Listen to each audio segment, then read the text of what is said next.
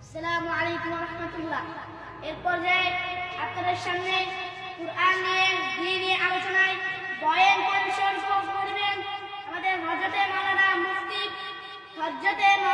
মুফতি জনাব আব্দুল্লাহ রাহাত সাহেব। তাকে আমি ইস্তেজে আসার অনুমতি দিচ্ছি।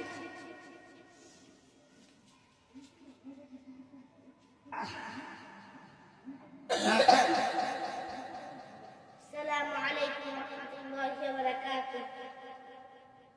إن الحمد لله نحمده ونصلي على رسوله الكريم. أما بعد، أعوذ بالله من الشيطان الرجيم. بسم الله الرحمن الرحيم. اللهم صل على محمد وعلى آل محمد كما صليت على إبراهيم وعلى آل إبراهيم إنك حميد مجيد. اللهم بارك على محمد وعلى آل محمد كما باركت على إبراهيم وعلى آل إبراهيم إنك حميد مجيد.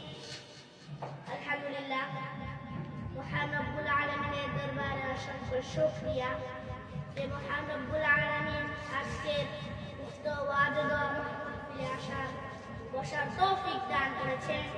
সেই মহান রব্বুল আলামিনের জন্য সকলে একবার বলি আলহামদুলিল্লাহ। আল্লাহ পাক রব্বুল আলামিনের কাছে শুকরিয়া। আজকে আমরা বয়ান নিয়ে আলোচনা করছি নবীজি সাল্লাল্লাহু আলাইহি ওয়াসাল্লাম